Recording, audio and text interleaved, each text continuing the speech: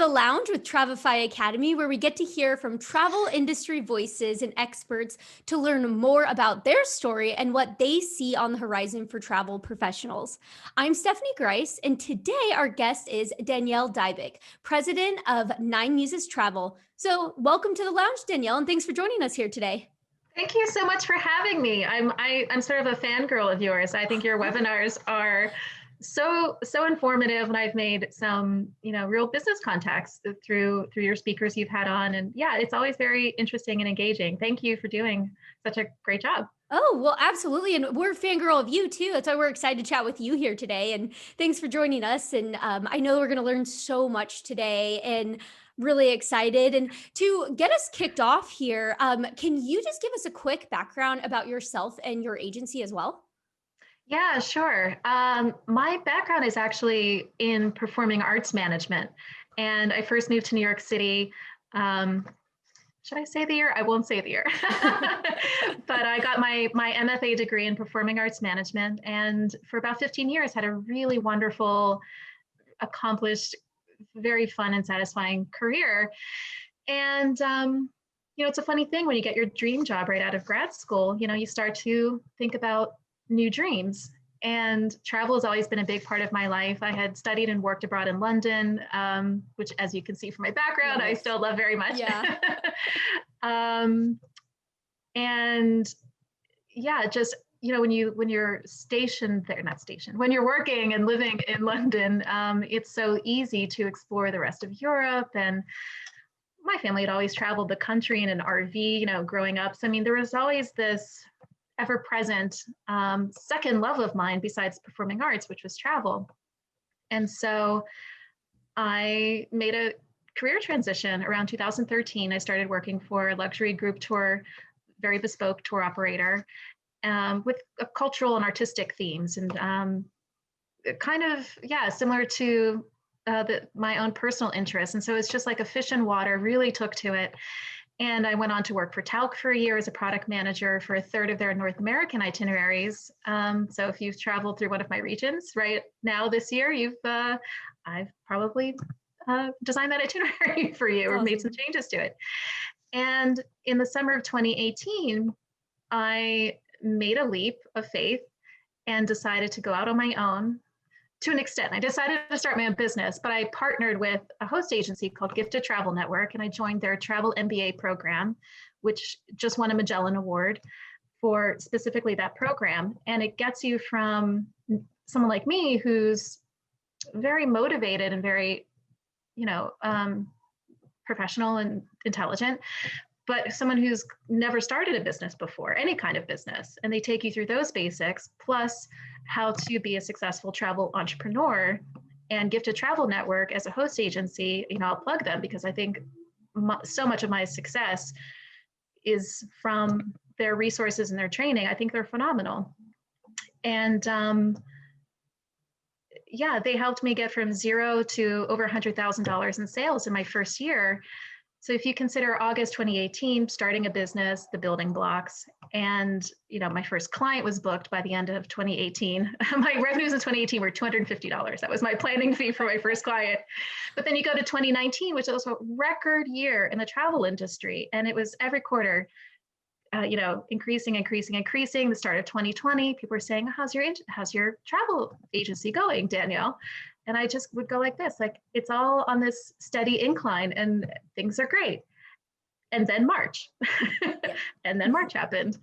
So that takes us up to almost present day. But so that's sort of my background and how we got to where we are today with Muses Travel. Yeah, that's awesome. Well, congrats on the quick success of all that. It's really cool. And but what does bring us to 2020 in March?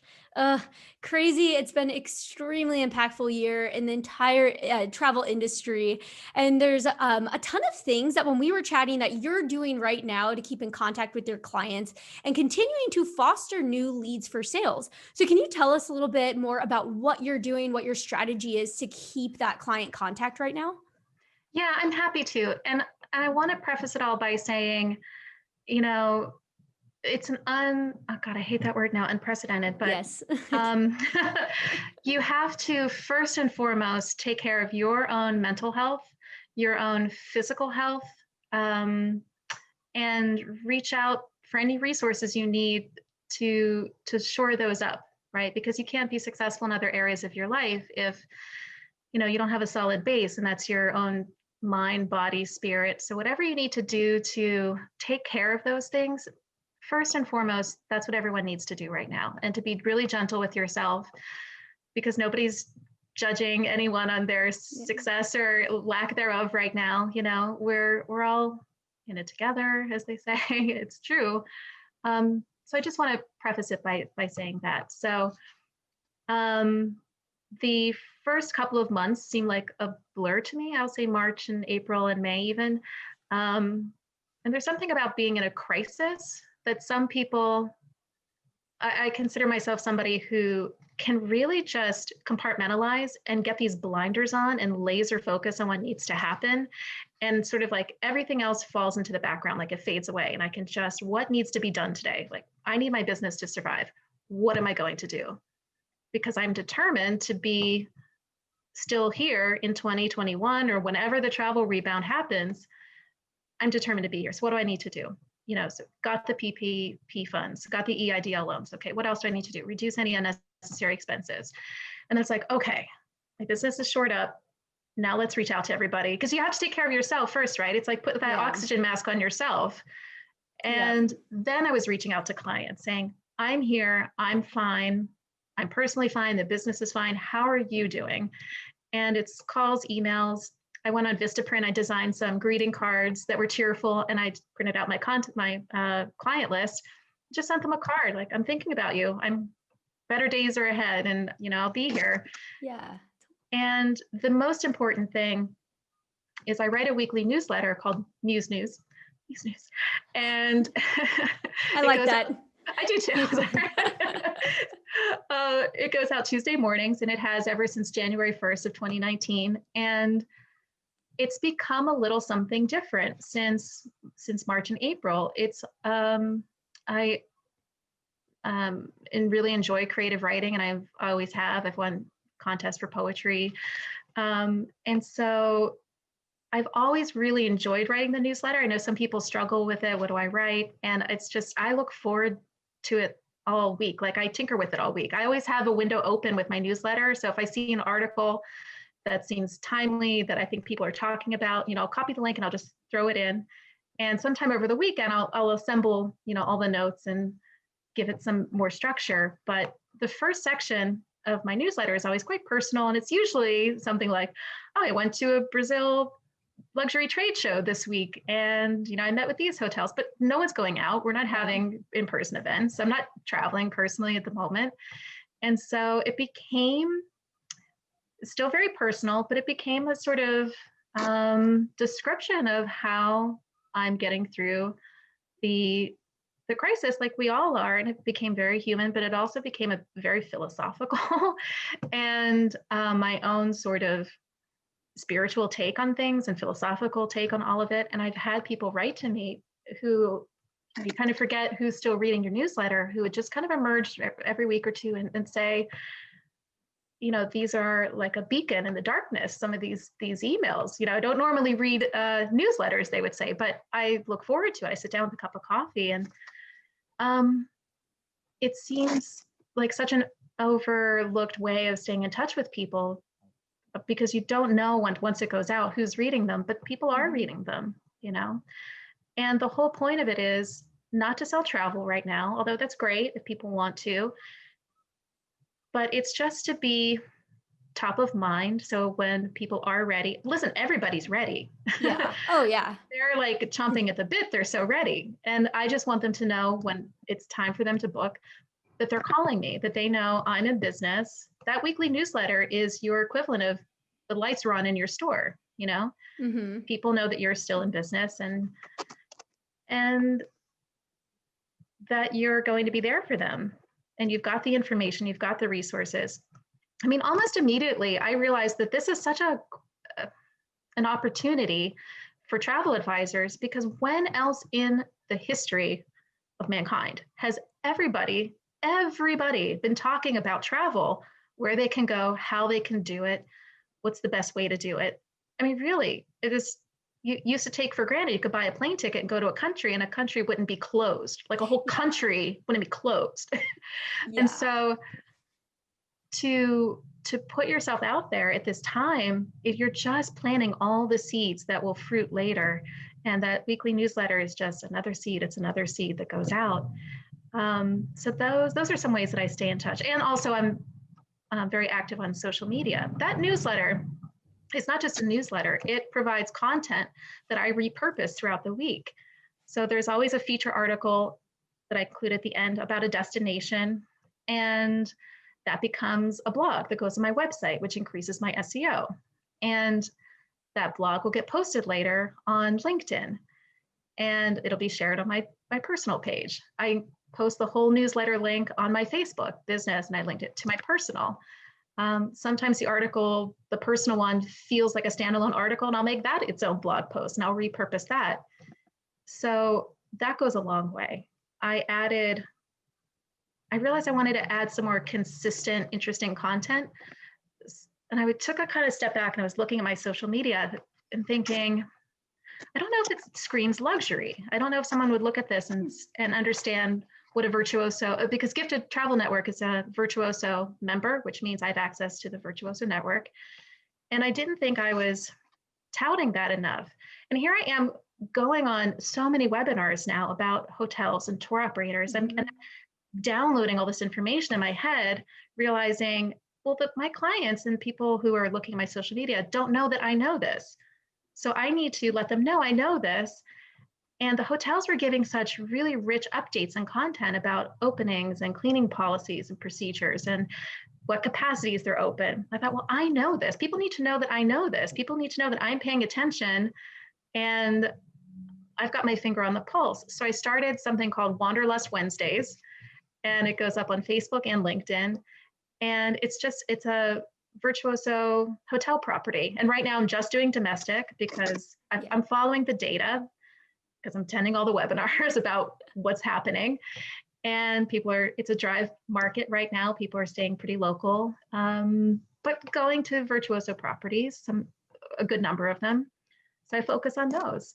And that's been really popular. And I will say, this is a golden opportunity to build relationships with suppliers, because suppliers, for all of the bubble that we're in the travel industry of stay positive, it's all going to be great. Yeah.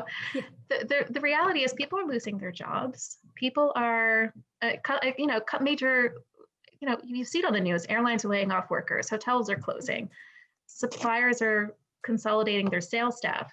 So you as a travel advisor have this newfound and reinvigorated purpose of helping these suppliers. I mean, you're essentially an unpaid, sales staff extension, and they need that right now.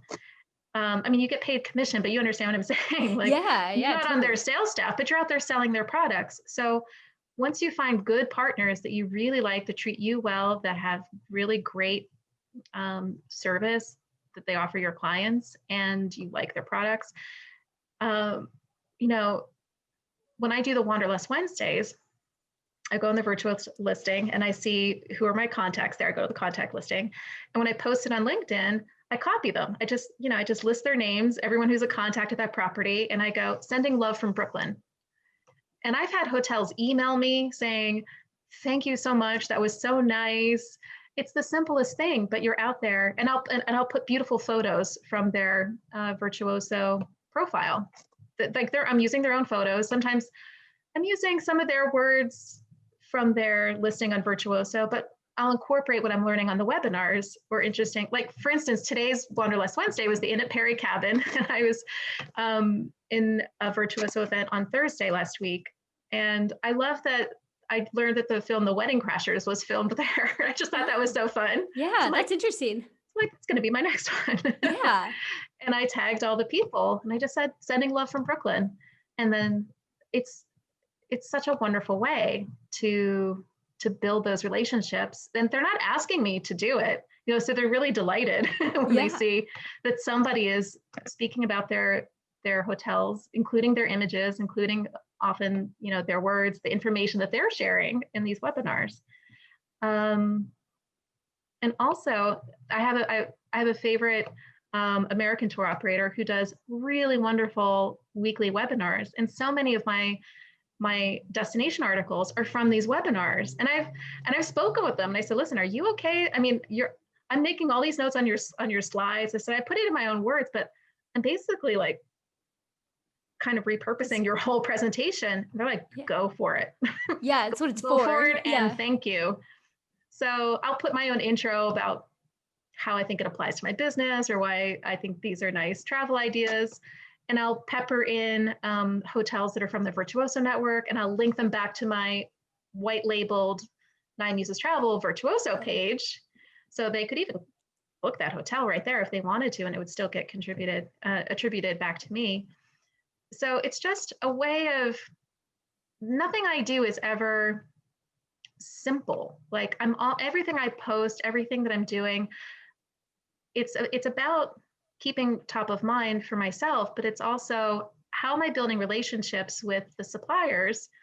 Because ultimately that means greater service and attention for Mhm. my clients. And I'm building brand recognition with suppliers now too. So it's not Yeah. just clients, but I'm building brand awareness with the suppliers also. That's a very long answer. And I feel No, like it's I've even perfect. forgotten the question that you asked. No, that is so perfect because it is really interesting that, the supplier side, I mean, because it's true that you get paid when they get paid. So it is really important. And it's so many resources that they have because we've touted that so much in webinars about taking their videos, for example. We're always like, a destination marketing organization, their videos you can use. You can put those on your website, social media, share them, and so I think that's really cool. And you're also building the relationship with the supplier, and you're also showing how knowledgeable and how your connections you have, for your clients. So I think that's amazing and really cool. And I didn't even think, yeah, today is Wanderlust Wednesday. And a quick question for you. What would you say has been your favorite Wanderlust Wednesday? What's the best fact that you've learned or the most interesting thing you've shared so far?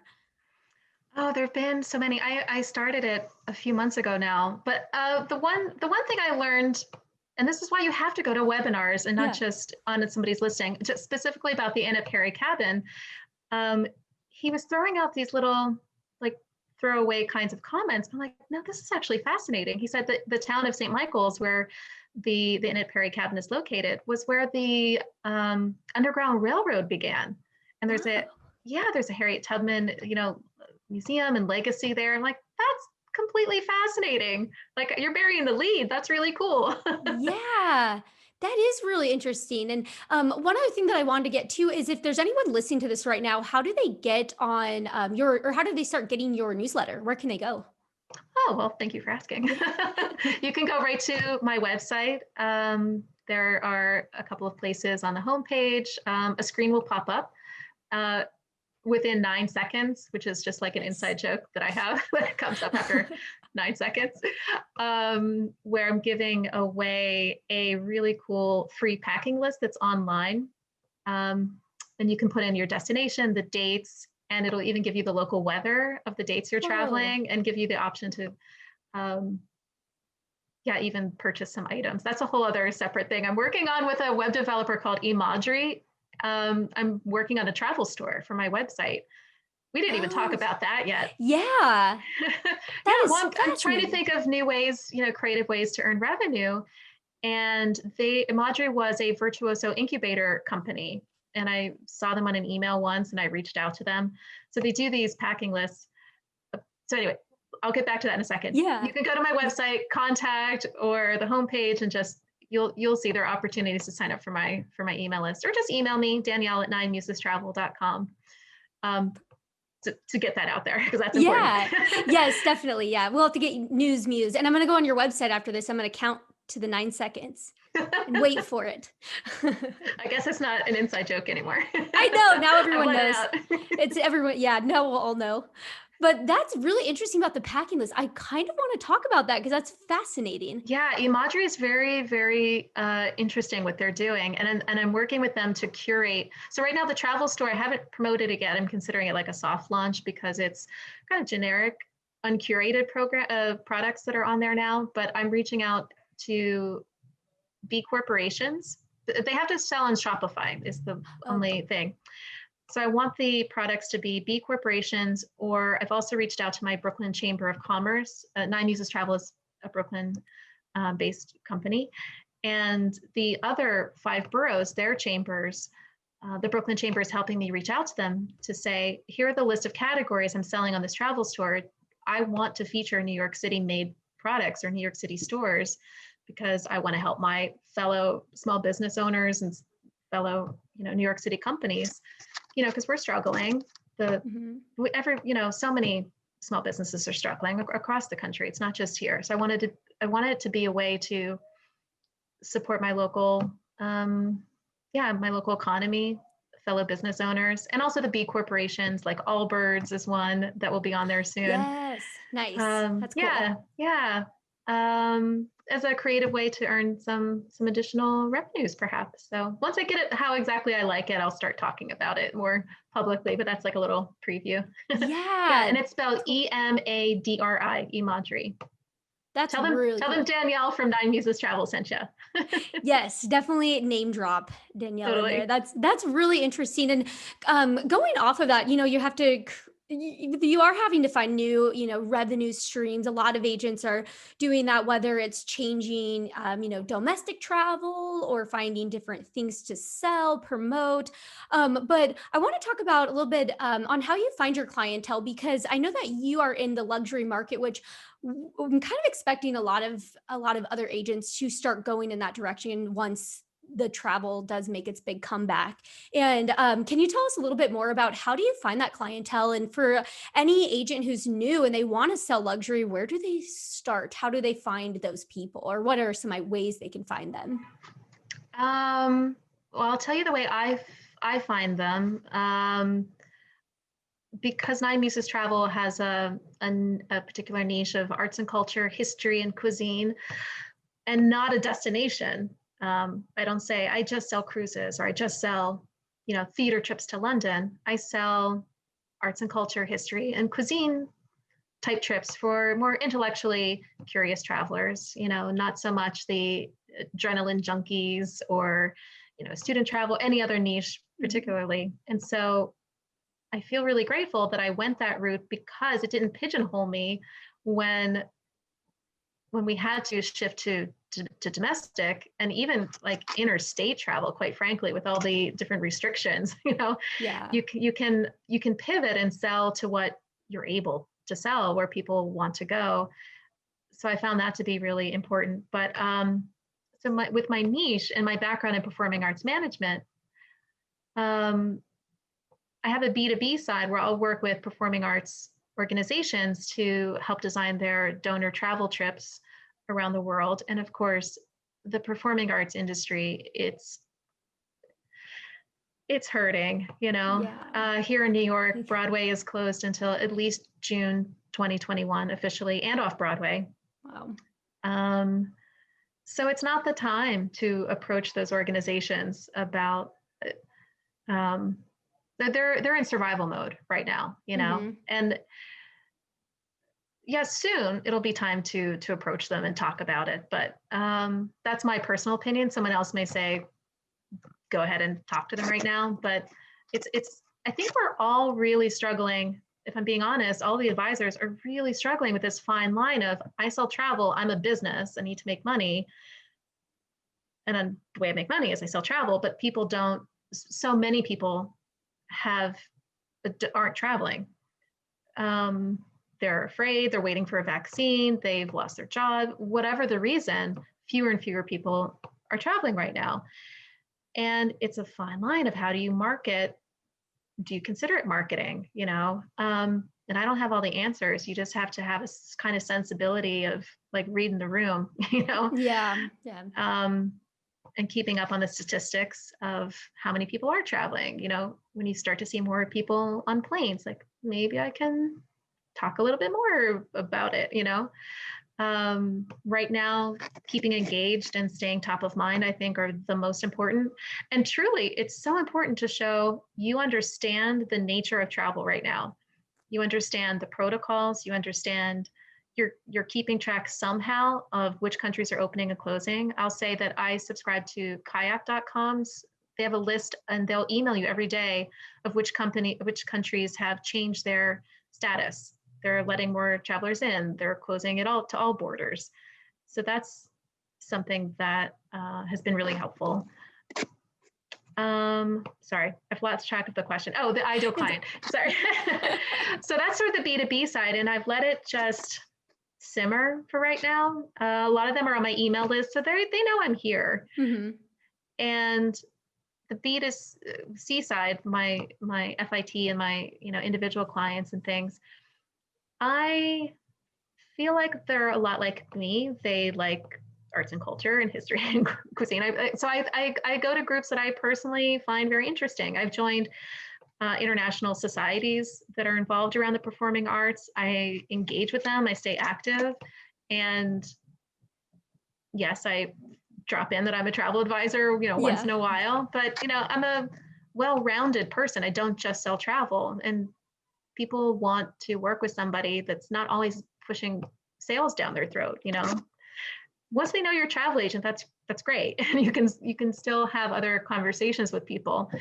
But joining societies like that, getting involved, just getting in front of other people so they can get to know you and meet you and see that you're a thoughtful, intelligent, well-connected, conscientious person.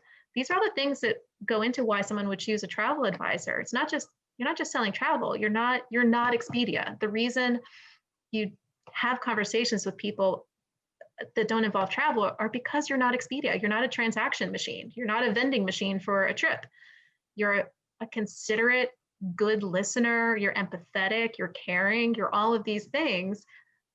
That's what you get across when you go out and you're interacting with people just in the world. And I will say my latest trick lately is I'll go to all these different kinds of webinars. I mean, I don't get Zoom fatigue. It gives me a reason to put on lipstick. I'm like, right? any reason to put on some lipstick, I'm there. But yeah, I go to all kinds of things that I'm interested in. I'll go to Broadway shows or not Broadway shows, but like online theater. I don't know what we call that genre now, but it's like a whole new genre that's forming. And it's true. Fascinating because there are people doing Zoom productions that are theatrically designed for that medium that are mind-blowing. Productions that I've seen online that like are the best version of that play I've ever seen. And so I'll do my Zoom handle, instead of putting my name, I'll put 9 Muses Travel. And so as I'm commenting, they'll see it's 9 Muses Travel. Oh, that's smart. Little Things. Yeah. Little things like that. But definitely, like I go to Brooklyn Library events, and I'll use a Zoom background kind of like this. So I don't need to say anything. Like, I'm here, I'm not even talking about travel, but here's the thing. But clearly I have a travel business, and I just kind of let it go at that. That's really smart. The subtle details. Absolutely. Yeah. Yeah, that's really cool. I have seen, I think they put out it was a scary movie. I really want to check it out. And they did it on Zoom. And so, it's literally all of them acting as on Zoom. And, it's cool. A scary one, which really freaks you out, which makes it even scarier. Yeah. Cause you're like, oh my gosh, something's going to happen in the background or, and it's really interesting. There isn't a name for that genre yet. I'm sure there will be at some point here soon. Virtual performance? Yeah, virtual performances. Yeah. So interesting and so smart right now in this time when everybody needs to take care of themselves, but also have that connection, relationship with somebody, even if it's virtual, which most of the time that's what it is right now. And it is a good time to get involved and really start putting your name out there. Not even doing it on purpose, just absolutely. And when travel is busy, you're busy booking trips for people, and that's time consuming. You're giving a lot of attention. And so how much of your marketing, if you're not outsourcing it, if you don't have a virtual assistant or you're not paying somebody to do it, if it's just you and you're doing those things, how much were you keeping up with that marketing before? And so now, I mean, look at all the extra time you have. I mean, not revamped my website, but I've cleaned it up. I became a certified New York City certified WBE in this time period. I've done more. I'm a Brit agent certified. I'm a certified Aussie specialist. I had the perception of not having enough time before to do some of these things. And, I've started the Ask to Verify Traveler program. I'm updating my terms and conditions. I mean, these are tremendous business operation opportunities to really just prepare yourself, because my feeling is, when travel rebounds, there may be fewer travel advisors. There may be fewer channels for people to go. And I think people will understand that a travel advisor, they're really going to rely on us even more. I hope, I feel that's true. And you have this opportunity to streamline your business and make it so strong and so solid for when it does come back. And, do a little audit of your finances. Certainly, I think we're all doing that or have done that by now, and really do an audit of your operations. What checklists am I missing? What else do I need to do to make it so ready for that comeback? Yeah, absolutely. And it's so important. Yeah, every one of these webinars or podcasts or interview that we've had since March, it's always that same thing. One, I think travel agents, that it just shows the value of having a travel agent when something like this happens and needing all this assistance and help with understanding, can I travel here? Can I get this canceled? Things like that. And then also the time that we have now to do things that we might not have had time for before. So Absolutely. I mean, when you work with a travel advisor, there's so much to educate the public about, because you're not just getting me. And that's the whole point of joining a host agency who's in a really strong consortium, like Travel Leaders or Virtuoso, whomever. And even incorporating those marketing companies like Hidden Doorways, Index Select. So by the time that I am making a reservation for one of my clients, I have got my host agency behind me. I've got Virtuoso behind me. I've got a marketing company like a Hidden Doorways behind me. I've got the BDM behind me, who I've been tagging, on my social media. I mean, how many layers of attention is that? And if the slightest thing is going wrong with the hotel or the reservation, like, pick a number. Like, who would I call? I mean, I have so many resources at my disposal to assist me to make it right. And there's so much at stake for all of those layers of your team. It's like you get a whole posse when you work with a travel advisor. yeah. It's not just Expedia or Costco who, you hear these horror stories of people being stranded, can't get anybody on the phone, having to pay thousands of dollars extra to get home. Yeah. I feel for those people, and I feel like they'll use a travel advisor next time also. Oh yeah, absolutely. Yeah, and it is. There's a lot that we have learned in this quick amount of time. It is so crazy, and thank you so much again for sharing all this. I know this is going to give so many people ideas and light bulbs going off, and also just motivation to take this time to do something maybe a little different or try something new that maybe someone had an idea but wasn't sure if they should implement it, and just go for it. Now is the time. And so that's really cool. And now, what I want to do with you, though, really quick before we end, it is time for rapid fire questions. Oh, okay. So we do this every podcast, and I believe okay. So there's 7 questions, and they're just really fast, so they can just be quick answers. And if you need to come back to one, just tell me to pass. So no worries if Oh, not. this is great. I love watching Family Feud, so I feel like I'm in the final Yes. round. Okay, good. I know, yeah, you have to, like, go all fast. I know. Yeah, that's why we love this, because it's just always so much fun. So here we go.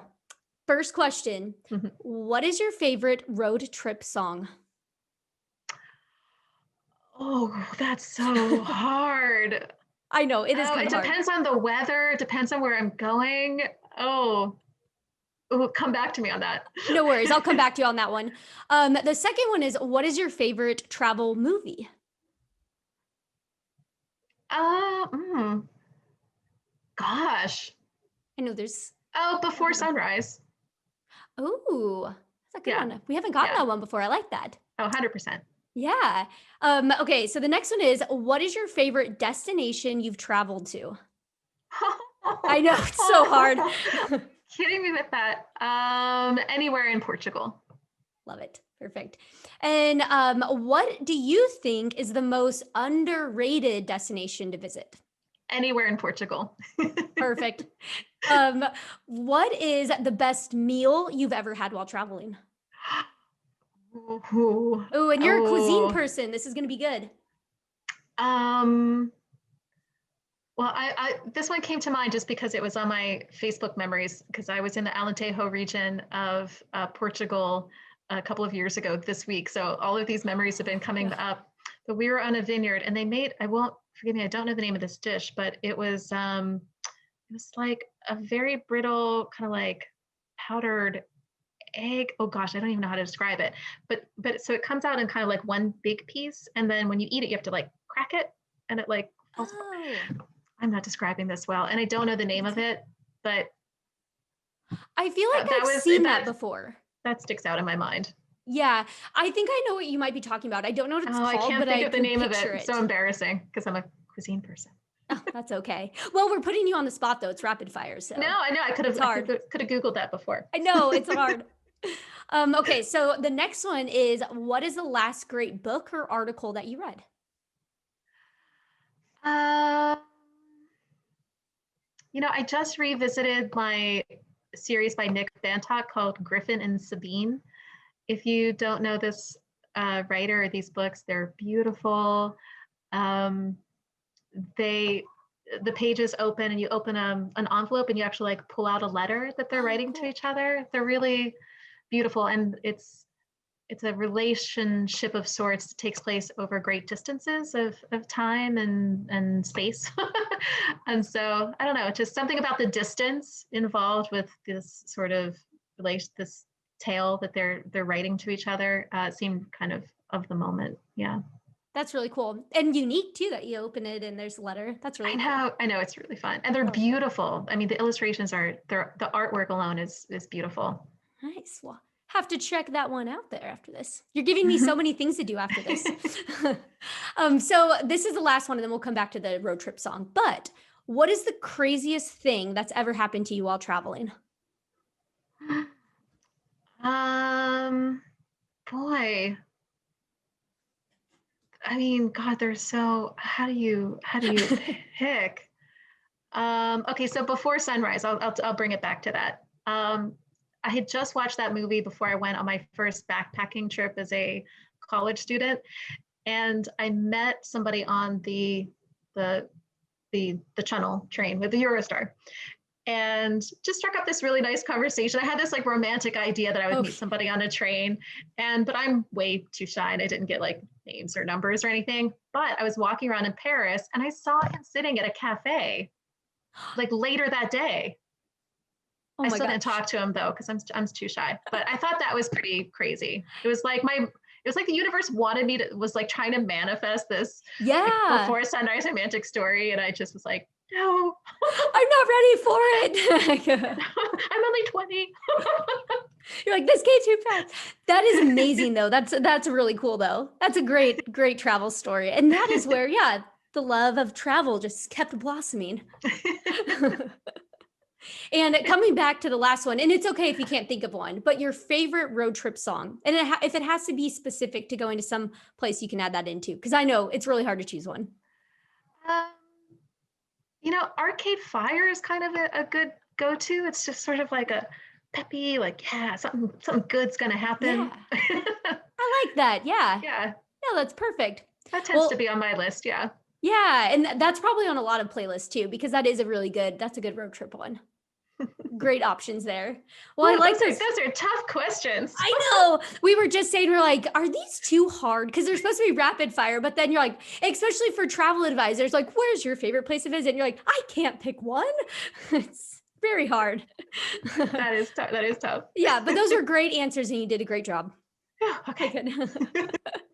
But I just want to thank you so much again for joining me here today, and thanks everyone for tuning into this episode of the Lounge with Travefy Academy. And thank you to our special guest Danielle for joining us today.